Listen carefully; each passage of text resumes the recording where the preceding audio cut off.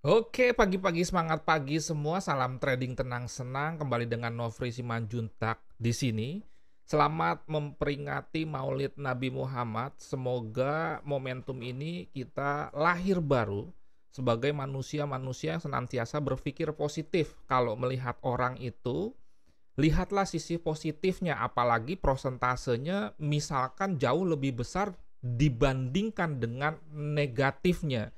Jangan sampai sebuah hal negatif yang kecil itu justru menjadi fokus kita, menghilangkan kontribusi atau kebaikan-kebaikan yang sudah diberikan oleh orang tersebut.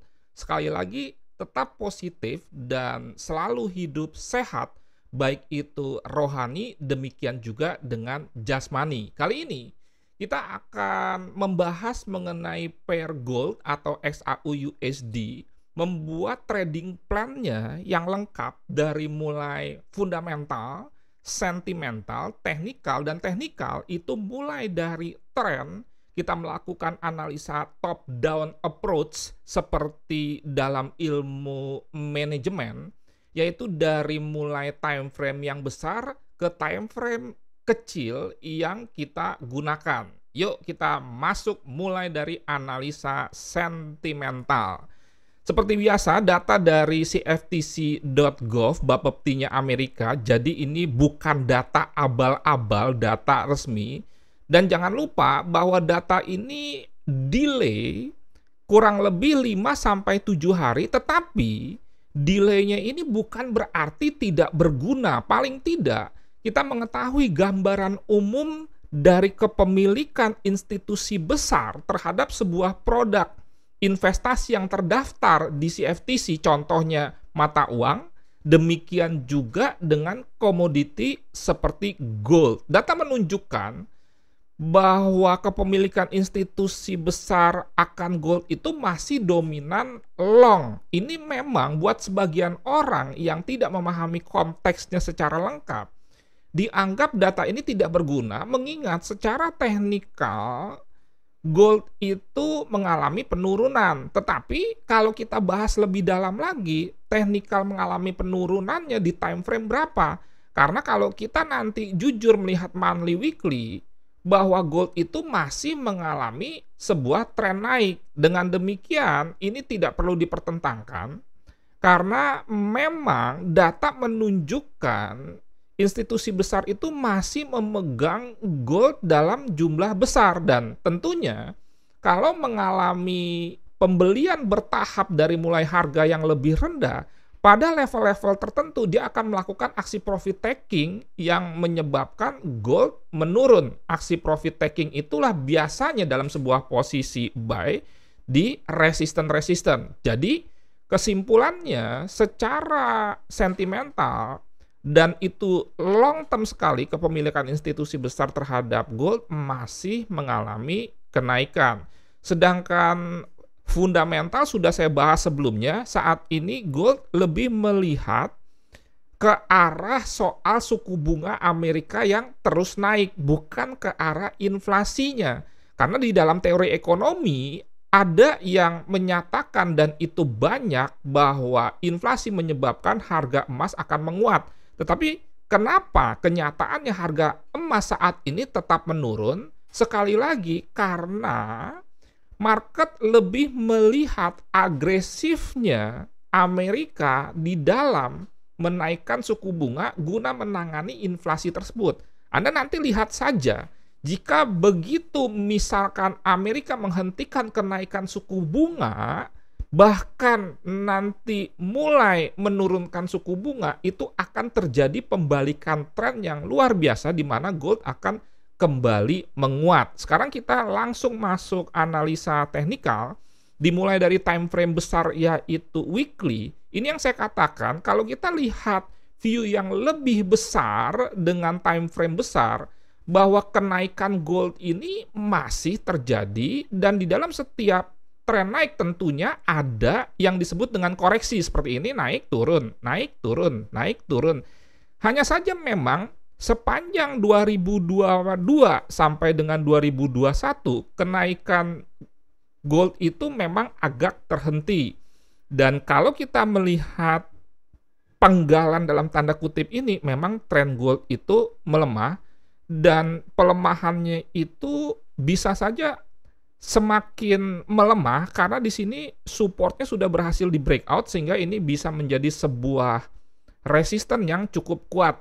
Kemudian kita masuk sekarang ke time frame daily, sama saja sebetulnya kalau kita lihat penggalan weekly yang terakhir tadi, yaitu di wave ini mengalami penurunan, di mana kalau kita perhatikan ini puncak 1, puncak 2, kemudian juga puncak 3, puncak 4, demikian juga lembah-lembah yang terus-menerus semakin turun. Resisten-resisten yang perlu Anda perhatikan adalah di sini, ini ada bearish engulfing ya, candle ini menelan candle ini. Kemudian juga di sini ada history low sebelumnya, ini ada history high, sehingga ini menjadi sebuah area flip. Dan terbukti pada saat terjadi kenaikan di sini mengalami sebuah reaksi sehingga kembali turun. Kita pertajam masuk ke H4.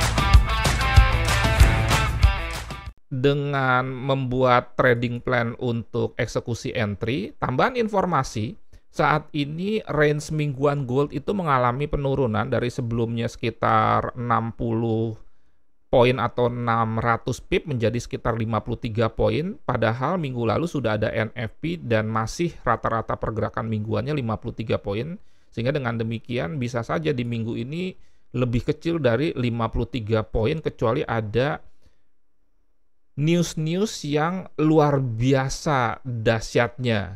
Kita lihat bahwa untuk rencana kita konservatif, sell limit saya meletakkannya di 17.50. Kenapa? Di samping teori range, kalau ini misalkan asumsinya naik terus, 50 poin itu kira-kira sampai di sini. Kemudian juga di sini ada semacam history high sebelumnya. Kemudian juga di sini ada yang disebut dengan bearish engulfing ya. Jadi candle ini, menelan candle ini, saya ambil saja low-nya ini. Di samping juga saya ambil high-nya ini. Di samping juga ada high ini sehingga membentuk area. Dan saya ambil yang tertingginya, 17.50.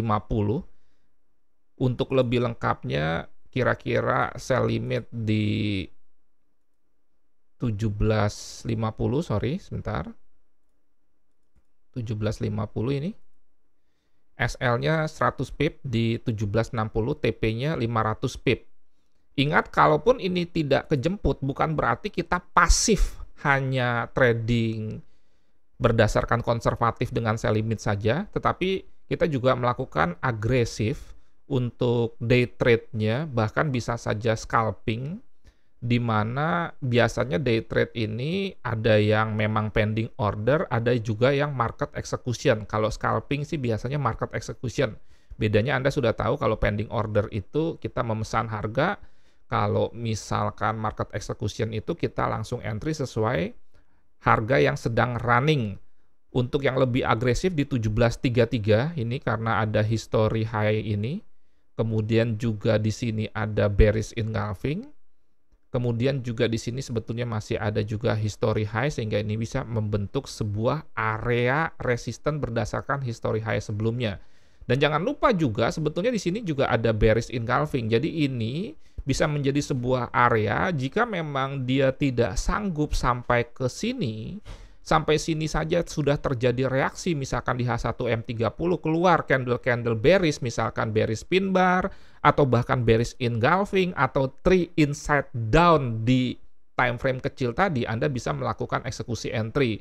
Untuk yang lebih agresifnya lagi, Anda bisa sell di sini 17.11. Stop loss-nya tentunya kalau bicara soal ideal itu di sini, TP-nya kira-kira di sini. Ini bisa mendapatkan RR 1:1. Kenapa ini bisa dijadikan sebuah area resisten? Karena jelas di sini juga ada semacam bearish engulfing atau three inside down. Jangan lupa, saya selalu mengingatkan Anda untuk trading itu jangan overconfidence. Jangan sampai Anda hajar-hajaran lot, karena seberapa hebat pun Anda, tidak ada yang pasti profit. Dan kita mengacu kembali kepada analisa teknikal itu adalah kita hanya melakukan sebuah analisa terhadap sesuatu yang sudah terjadi dan tidak ada yang memastikan bahwa sesuatu yang sudah terjadi itu akan terulang pasti di masa mendatang. Kita hanya memperkirakan, dan berapa kali saya katakan bahwa market bukan punya opung kita, sehingga jangan dalam tanda kutip sotoy, kemudian yang kedua dalam tanda kutip sok untuk melawan market.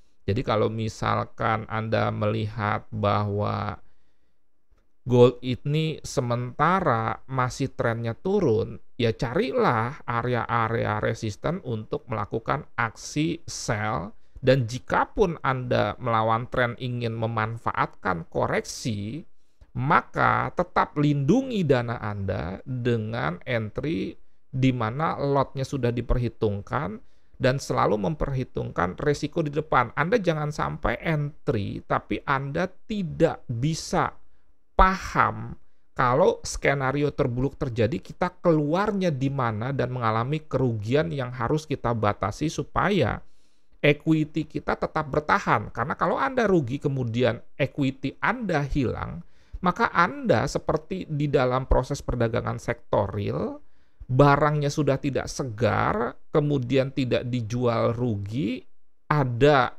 potensi untuk bisa profit dengan barang baru, tetapi uangnya sudah habis.